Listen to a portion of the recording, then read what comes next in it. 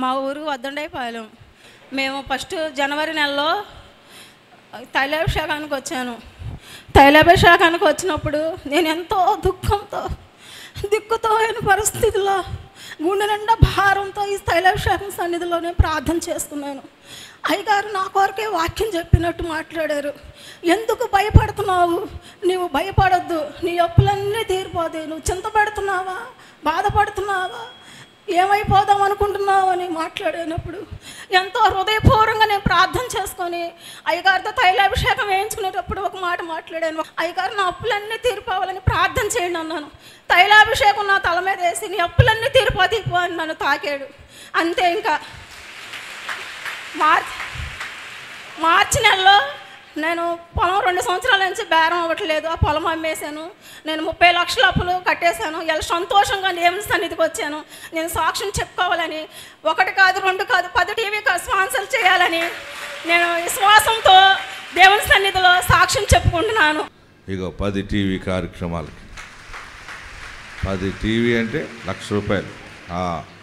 దేవుడు వాళ్ళకి అప్పులు తీర్చడం ద్వారా ఆమె దేవుని సేవను బలపరుస్తూ ఉంది. ఆమెన్. మరి టీవీ కార్యక్రమానికి స్పాన్సర్ చేయటం ఏంటంటే ఒక కార్యక్రమానికి ₹10,000 ఖర్చు అవుతుంది కనుక ఆ ₹10,000 ఎవరి పేరు మీద మనము ప్రోగ్రాం అది టెలికాస్ట్ చేయిస్తున్నామో, మనం మాట్లాడే టీవీ ఛానల్స్ అవి శాటిలైట్ ఛానల్స్, అవి పెద్ద ఛానల్స్ అనమాట. శాటిలైట్ నుంచి లోకమంతా కూడా ఇసురుతుంది అది.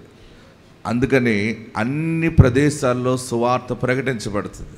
చాలామంది ఇళ్లల్లో నుండి బయటికి రాలేరు, చాలా సమస్యలు ఉంటాయి. ఇళ్లల్లో ఉండి చనిపోవాలనుకున్నవారు, కుములు పోతున్న వారిని ఈ ప్రార్థనా శక్తి వాక్యము ఆదరిస్తూ ఉంది, ఓదారుస్తూ ఉంది. విశ్వాసములో దిగజారిపోయిన వారు బలపడుతున్నారు, రక్షించబడుతున్నారు. సరిహద్దు ప్రాంతాల నుంచి మాకు ఫోన్లు వస్తూ ఉన్నాయి. ఓడ మీద ప్రయాణం చేసేవారు కూడా సెల్లో వాక్యం వింటూ ఉన్నారు.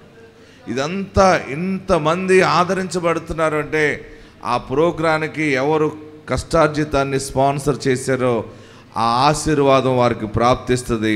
అందుకే మనం బాగుపడతాం అనమాట. ఇదంతా దీని ద్వారా ఏంటంటే దేవుని రాజ్య సువార్త ప్రకటించబడుతుంది.